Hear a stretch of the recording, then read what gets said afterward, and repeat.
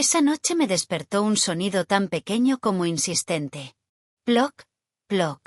Tardé unos segundos en entender de dónde venía. Me levanté, sin prender la luz, y seguí el eco hasta la cocina. Al pisar el suelo, sentí el frío de una pequeña charca mojando mis calcetines. Otra vez la dichosa tubería, murmuré, como si alguien pudiera escucharme. No era la primera vez que pasaba. Mi casa, como yo, acumulaba años. Todo en ella se mantenía de pie por costumbre, más que por estructura. Me agaché a mirar bajo el fregadero. El metal oxidado parecía suspirar, como si también estuviera cansado de resistir. El goteo era constante, más rápido que antes. Pensé en llamar a algún fontanero a la mañana siguiente, pero algo, una especie de impulso que no suelo tener, me hizo pensar en Tomás Rojas, el joven que vivía 2 casas más allá. Lo veía pasar algunas tardes, cargando herramientas, con las manos siempre ocupadas y la mirada esquiva. Se decía que era bueno arreglando cosas. No hablaba mucho. Vivía con su madre, una señora discreta a la que solo saludaba desde lejos. Me miré en el espejo del pasillo antes de salir. El pelo suelto, la bata algo deshilachada, pero al menos la dignidad seguía intacta. Caminé hasta su puerta, bajo la tenue luz de las farolas. Toqué 2 veces. Al poco rato, la puerta se abrió con un crujido y él apareció, alto, delgado, con una camiseta sin mangas manchada de pintura. Tenía las cejas fruncidas, como si el mundo le molestara. Perdona que venga a estas horas, Tomás. Es que, me ha reventado una tubería. No dijo nada. Solo asintió, desapareció unos segundos y regresó con una caja de herramientas. Me siguió en silencio, como una sombra. Al entrar en casa, noté cómo olía ligeramente a metal y madera. No a colonia ni a perfume, a taller y a calle. Se arrodilló frente al fregadero y comenzó a trabajar sin preguntar nada. Movía las manos con firmeza, como si cada gesto tuviera su propia lógica. El agua empezó a salpicar más fuerte. Había tocado algo sensible. En segundos, su camiseta estaba empapada, y una gota le caía por la sien, resbalando por el cuello. ¿Quieres una toalla? Le pregunté, inquieta. Negó con la cabeza. No hablaba, no sonreía, pero tampoco había frialdad en él. Solo una especie de concentración brutal, como si arreglar esa tubería fuera una cuestión de vida o muerte. Me quedé de pie, observándolo. Había algo hipnótico en su forma de moverse, rápida, precisa. Sus manos, grandes, fuertes, parecían diseñadas para esculpir, no para romper. No encajaba del todo con su edad, ni con el barrio. Parecía sacado de otro lugar, de otro tiempo. Y sin embargo, ahí estaba, agachado en mi cocina, chorreando agua como si no le importara. Finalmente, después de unos 20 minutos, el sonido cesó. Nada más ploc. El silencio era casi violento. Tomás se incorporó, se limpió las manos con un trapo de su caja y me miró por primera vez. Ya no gotea, dijo. Su voz era ronca, algo baja, como si hablara poco o estuviera oxidada. ¿Cuánto te debo? Volvió a negar con la cabeza. Me miró un segundo más, como si buscara algo que no se puede decir, y sin añadir una palabra, se dio la vuelta y salió. En la puerta, dejó una pequeña huella mojada, pero el suelo estaba seco. Me quedé allí, en medio de la cocina, con la llave de paso cerrada, el silencio total, y una extraña sensación de que no estaba sola. No porque Tomás hubiera estado allí, sino porque algo más había quedado, una presencia distinta. No sabría explicarlo. Esa noche, dormí con la ventana entreabierta. Y por primera vez en mucho tiempo, el silencio no pesaba. Acompañaba. Al día siguiente, cuando el sol apenas asomaba entre las montañas de Ronda, ya tenía las manos en la masa. Era extraño, incluso para mí. Hacía años que no horneaba nada. Ni siquiera para los cumpleaños de mis hijos, que ahora vivían en Madrid y Palma, demasiado ocupados para los sabores de antes. Pero esa mañana me apetecía preparar un pastel de almendra y limón. No por obligación, ni por nostalgia. sino porque sentía que alguien debía recibirlo. Lo dejé enfriar en la encimera, lo cubrí con un pañito bordado y caminé hasta la casa de Tomás. El aire estaba tibio y las macetas de los vecinos ya empezaban a soltar aroma. Toqué el timbre y esperé.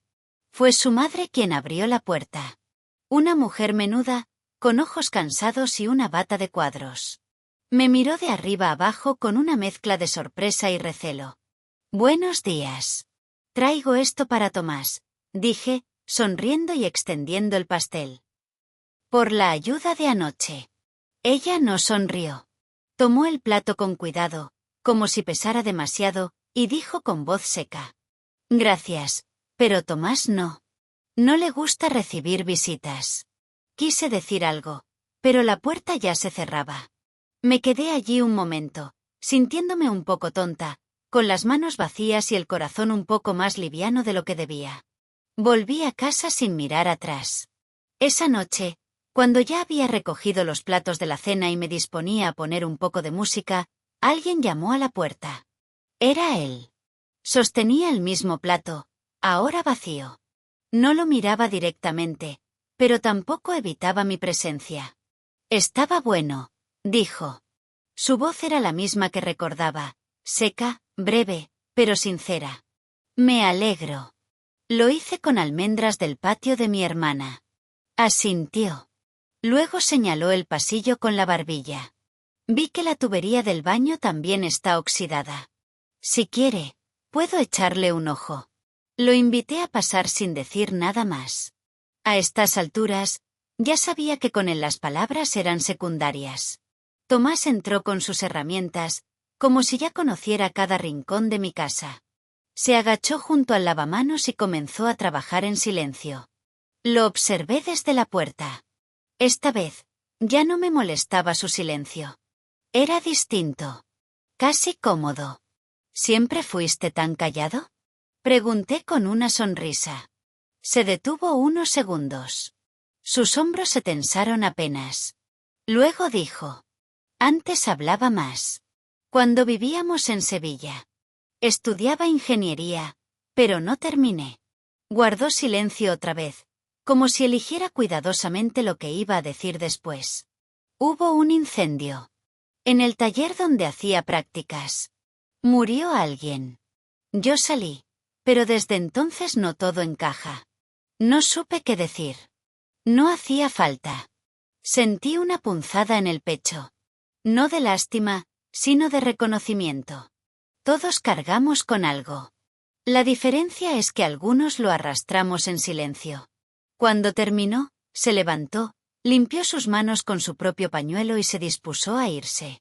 Pero antes de salir, se volvió. «Gracias por el pastel».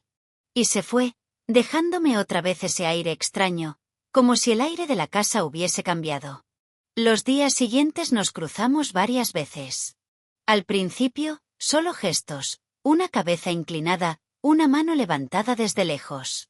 Luego, palabras sueltas, casi susurros.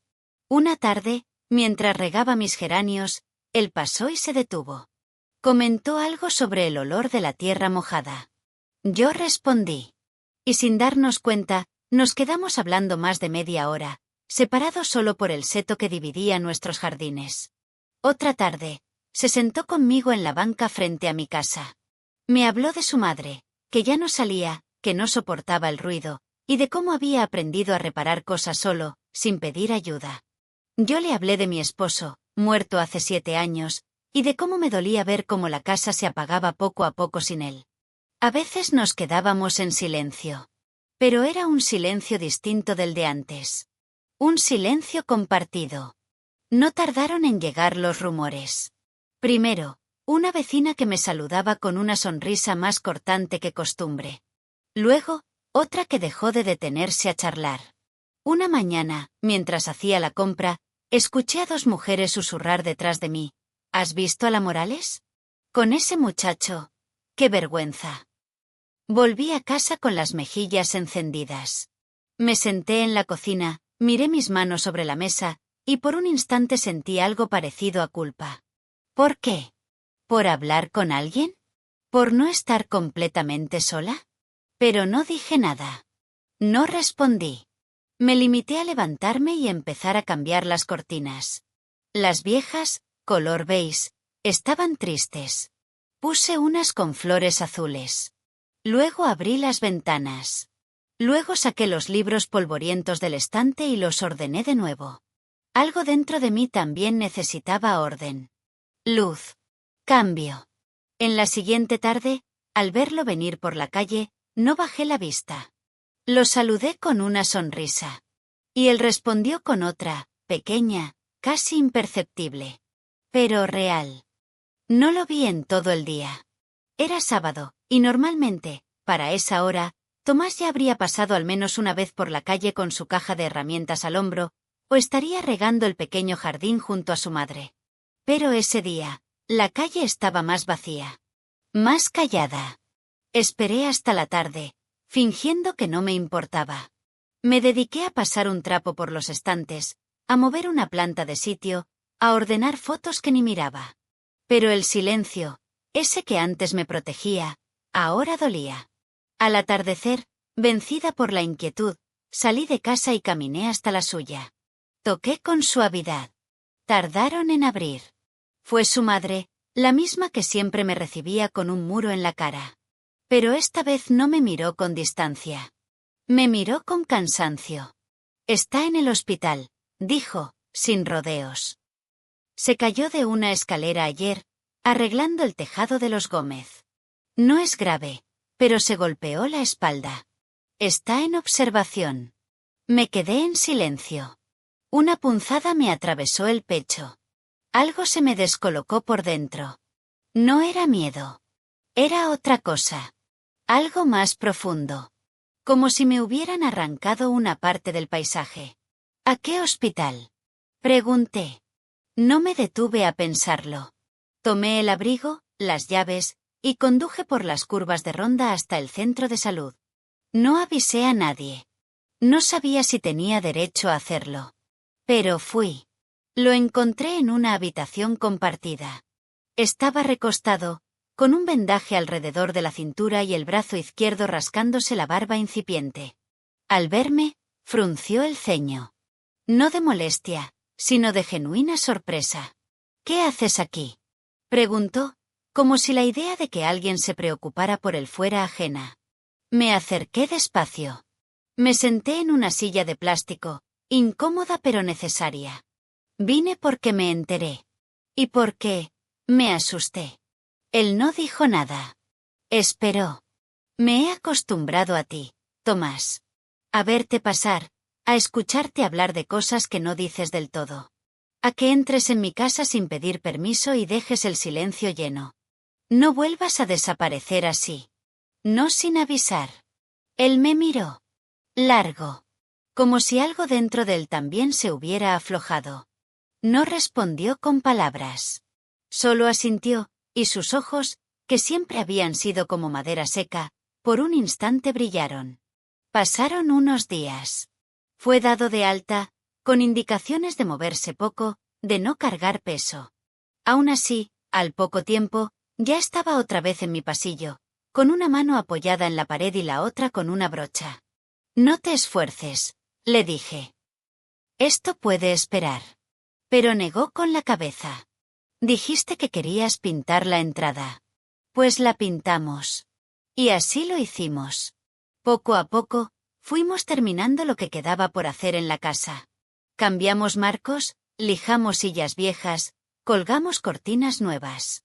El polvo dio paso al aire limpio. Y la casa, que durante tanto tiempo me pareció una caja vacía, ahora parecía respirar. No era solo el color de las paredes. Era el ambiente. Los ruidos. La forma en que, al entrar, ya no se escuchaban gotas, ni crujidos, ni esa queja vieja de las cañerías. Era otro tipo de silencio. Un silencio lleno. Decidí organizar una cena. Nada elegante. Solo un pequeño gesto. Una mesa para 3. Tomás, yo y mi amiga Carmen, la única vecina que no se unió al circo de las habladurías. Cociné pisto. Preparé una ensalada fresca, serví vino tinto y corté un trozo de queso curado que tenía guardado. Quería, quizás, deshacer el hechizo que los chismes habían lanzado sobre nosotros. Quería que Tomás supiera que podía estar en mi casa no como un fantasma, sino como alguien que forma parte. Al principio, fue torpe. Carmen hablaba demasiado, él muy poco. Pero con el tiempo, la conversación se volvió más natural. Tomás soltó una sonrisa, tímida, sincera, cuando Carmen le preguntó si pensaba abrir su propio taller. Yo lo miré de reojo y pensé que no recordaba la última vez que alguien se rió en esa mesa. Esa noche, después de despedirlos, me quedé en la cocina con los platos sin lavar y la luz encendida. Me apoyé en la encimera y escuché el silencio. No goteaba nada. Ni la tubería, ni el corazón. Todo estaba en su sitio. Y comprendí algo. Tomás no era mi pareja, ni mi amigo en el sentido clásico, ni mi familia. No era un hijo, ni un amor, ni un vecino cualquiera. Era simplemente alguien que llenó un hueco. Y yo, quizás, también llené uno en él. La vida no siempre trae grandes giros. A veces, basta con que deje de gotear. Y entonces, sin ruido, entra la paz. Gracias por acompañarnos en el canal Chispa y Silencio. Suscríbete, déjanos un like y prepárate para disfrutar de muchas historias fascinantes que no te puedes perder.